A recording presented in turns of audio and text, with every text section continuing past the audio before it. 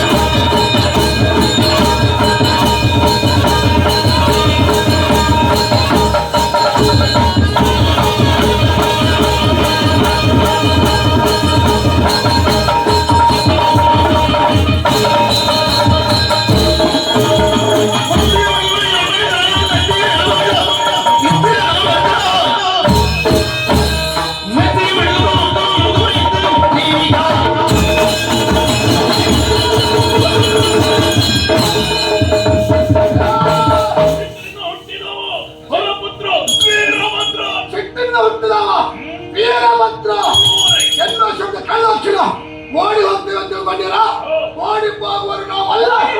ಯಾಕೆ ಗೊತ್ತುಂಟ ಅವಾಗ ಹೇಳ್ತಾನೆ ನಾ ಹೇಳುದನ್ನು ಹೇಳ್ತೇನೆ ಈಗಲ್ಲ ಕೊನೆಗೆ ಹೇಳ್ತೇನೆ. ನಾನು ಹೇಳುವುದನ್ನು ನೀನು ಹೇಳಿಸುವುದು ಬೇಡ. ಸಾಯುವುದು ನಾನು ಕೊನೆಗೆ ಎಲ್ಲರನ್ನು ನೋಡಿ ಹೋಗುದು. ನನ್ನ ಸಾವನ್ನು ಕೆಲವರು ಬಯಸಿದ್ದಾರೆ, ಅವರೇ ಹೋಗಿದ್ದಾರೆ ಬಿಟ್ಟು ನಾನು ಏನಿಲ್ಲ. ಯಾಕೆ ಆ ಕಡೆ ಹೋಗ್ಲಿಕ್ಕೆ ನೀನೇ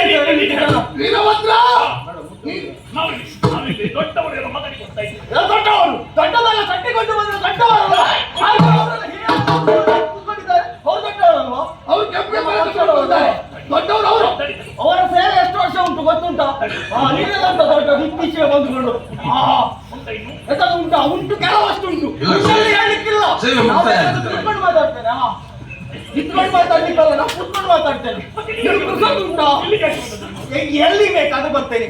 ನನ್ನನ್ನು ಕಳಿಸೋರು ಎಲ್ಲಿ ಬೇಕಾದ್ರೂ ಕಳಿಸ್ತಾರೆ.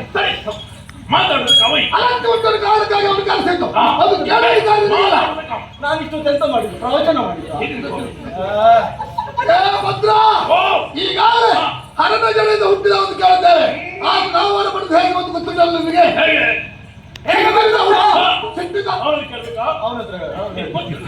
ಸಿಟ್ಟಿನಿಂದ ಹುಟ್ಟಿದವರಿದ್ದರೆ ನನ್ನ ಎನ್ನುವ ಹಾಗೆ ಅದನ್ನು ಕೇಳಿಕೊಂಡು ಬಂದು ನಾನು ವೀರಭದ್ರ ಅಂತ ಹೇಳುತ್ತಾ ಇದೆಯಾ.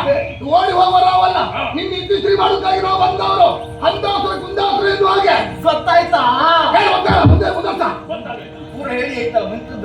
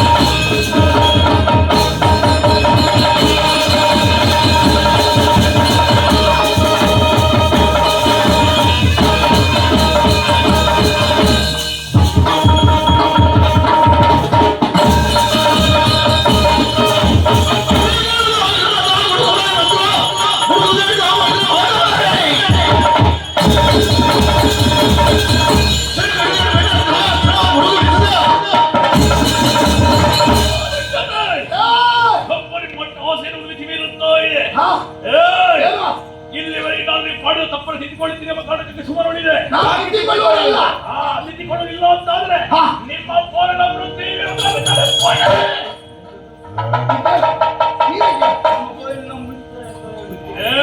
ಅಂತ ಹೇಳಿದ್ದು ಸರಿ ಹೇಳಿ ಹೋಗುದಿದ್ದು ಹೇಳುದಿದ್ರು ಸರಿ ಹೇಳ್ಬೇಕು, ಇಲ್ಲಂತಂದ್ರೆ ಹೇಳಲೇಬಾರದು. ನಿನಗೆ ಸಾಯುವವನಿಗೆ ಯಾವ್ದು ಕೇಳಿದ್ರು ಏನು? ಯಾರು ಸಾಯುವುದ? ಸಾಯುವುದಕ್ಕೆ ನಿರ್ಧಾರ ಮಾಡುವುದು ನೀನಲ್ಲ. ನಾವು ಹುಟ್ಟುವಾಗಲೇ ಗೊತ್ತುಂಟು ನಾನು ಹೇಗೆ ಸಾಯುವುದು ಅಂತ. ನಿನ್ನ ಹತ್ರ ಹೇಳಿಕೆ ಎಂತದುಂಟು? ನೀನ್ ಹತ್ರ ಹೇಳುದಿಲ್ಲ ನಾನು.